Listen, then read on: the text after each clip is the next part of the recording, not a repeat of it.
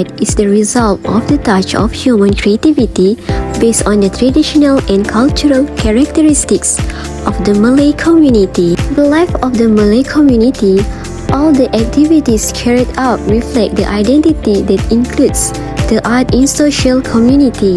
This art in social contains the fields of literature, music, dance, traditional games, rituals, customs, clothing, architecture, and so on.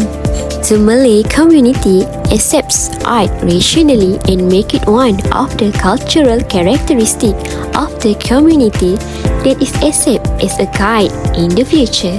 Malay art has a strong hold on the principles of art and culture, even though there has been cultural development and the diffusion process, which is the process of permeating or spreading culture.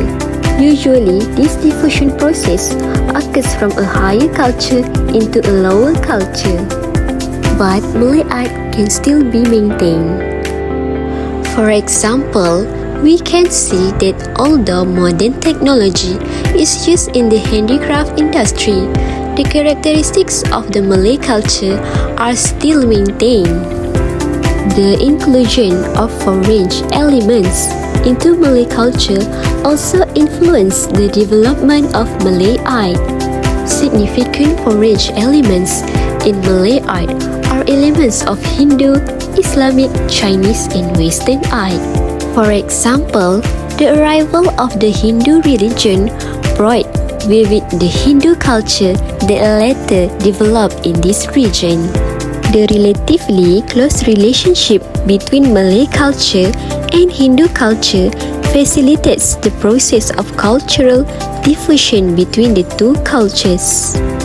The influence of Malay culture can be seen in the art of carving, sculpture, dance, literature, and jewelry, such as bracelets, anklets, earrings, and so on. Not only that, the influx of Chinese has also absorbed Chinese elements in Malay cultural art.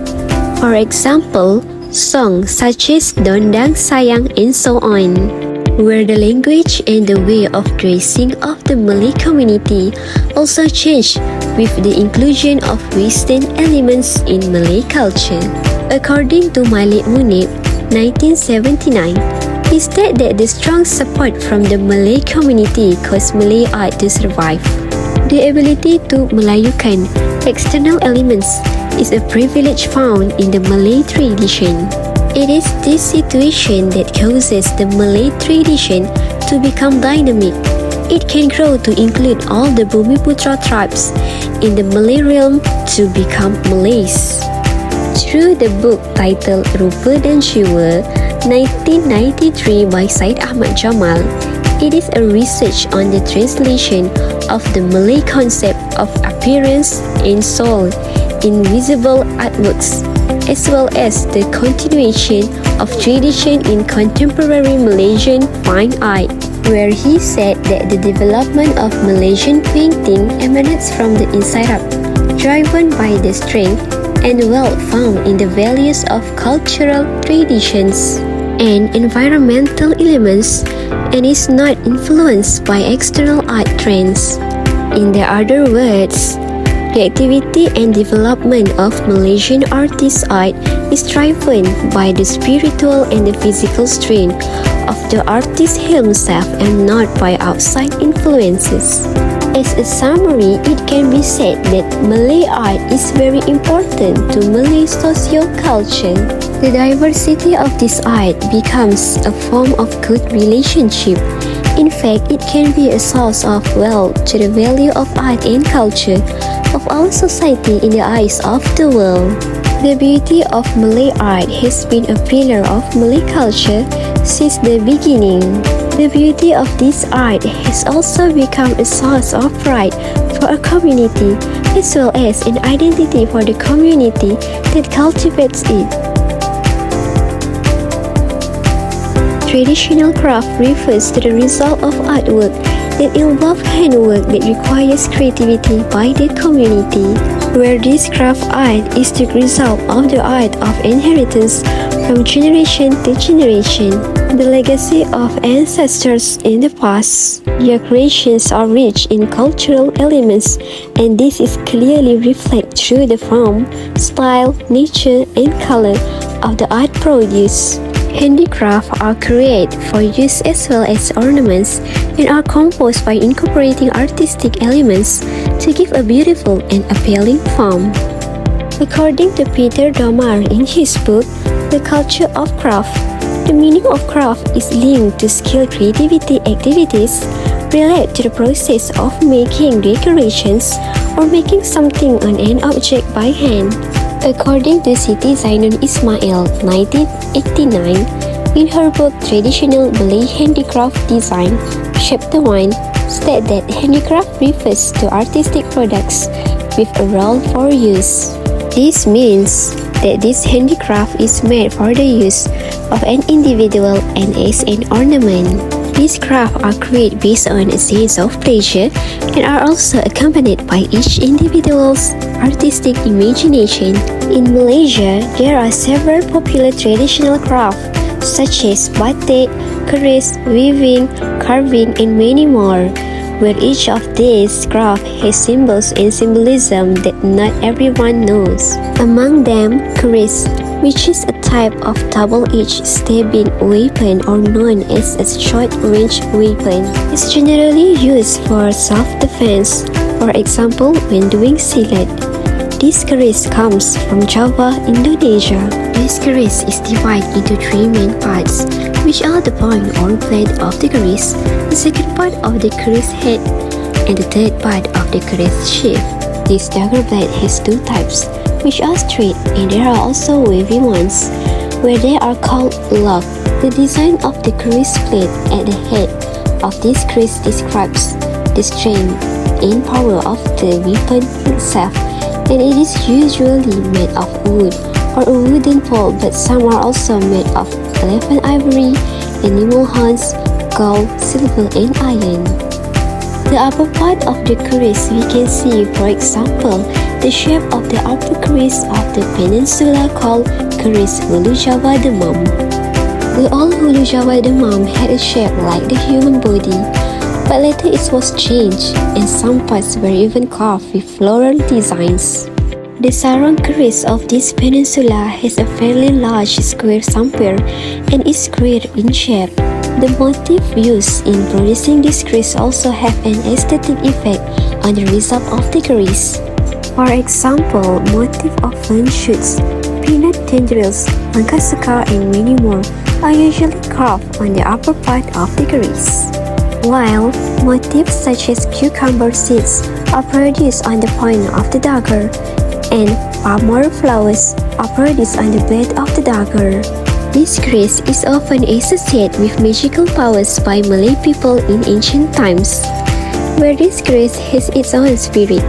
Today, we can see that keris has been used as a tool of royal majesty, as well as a complement to royal ceremonial clothing. For example, the royal long dagger, which is the most important instrument of the country's greatness in the coronation ceremony, and it is also used in the custom of the Malay people from the past until now. This keris is a symbol of Malay sovereignty and greatness, as well as a symbol of the strength and majesty of a Malay government and nation. Not only that, the keris has also become a symbol of the civilization of a nation where the philosophy, aesthetic value, spirituality, and greatness of the Malay people in creating and using weapons are implied. Apart from that, there are also crafts produced in the form of cloth, which is also one of the symbols of Malay art, which is batik. Batik is a craft product produced through this process of applying wax and dyeing clothes, where this batik is famous in Indonesia, Singapore, Brunei, and Malaysia. The variety of Malaysian batik decoration is influenced by the variety of Indonesian batik decoration. This batik consists of several types, for example, batik terap or block, batik screen, batik pelangi, and batik tulis or lukis. Each batik has a different technique in its production. For example, batik lukis or tulis use the enchanting technique to apply wax. Motif is the most important element in the production of batik. Usually, the floral motif is a place among the people in Malaysia. For example, creeping tree root motif, hibiscus, yam leaf, lotus fruits, and others. In addition to flora motif, there are also fauna motif, geometric motif, and icon motif. This batik motif symbolize a symbol of excellence, elegance, and feminine qualities of women. This motif contain advice for women to always have self-strength, develop their intelligence and empathy to lead the family and society. Batik is often used as official clothing for women in Malaysia, as well as everyday clothing such as batik cloth, which is said to be symbolic of traditional Malay women who display a polite and classic personality. This batik dress has also become a mandatory dress for all civil servants in Malaysia, which is worn every Thursday. This batik can not only be seen on clothes, but it is also used as decoration on the production of bags, tablecloth, shoes, and so on. This is because batik has beauty in its patterns and colors that can attract the attention of many people, especially women. It is clear that this batik design is a symbol of Malay culture that should be proud. Turning to the next angel, pottery-shaped craft have also become one of the symbols of Malay art. This is said because of the variety and shape and variety of decoration found on the pottery, which symbolize the uniqueness of the creation of Malay artisans. Pottery refers to a type of decorative item made from processed clay. According to the researcher Ahmad Fauzi 2009, says that the production of ceramics is one of the oldest activities in the history of human life. There are various shapes and types of pottery that have characteristics of daily use, where they are distinguished from each other through their patterns, designs, or colors. Because each state has its own manufacturing technique and is influenced by the culture and background of the maker. This pottery consists of telok, buyung, campangan, cored and charcoal container, where each of these types of pottery is famous in the country where the pottery is produced. For example, Labu Sayong pottery that comes from Kuala Kangsar, Perak. This pottery is inspired by the pumpkin and the part of the shoot shaped like a mass dome. This pottery serves as a container to collect and store water, where the decorative pattern on this pottery is sourced from the environment. An important aspect of traditional pottery is through the decorative motif use, which consists of local environmental elements based on organic and geometric motif. Organic motif consists of cloth, split egg flowers, cape flowers, mangosteen tapestry, and many more. This traditional Malay pottery is said to have become a symbol of national art and a proud collection. The uniqueness and subtlety of previous Malay handicraft cannot be denied when the quality of the handicraft produced by them indirectly reflects the personality of the Malay nation itself. This is because each art symbolizes cultural customs and the height of creativity of a nation that needs to be defended.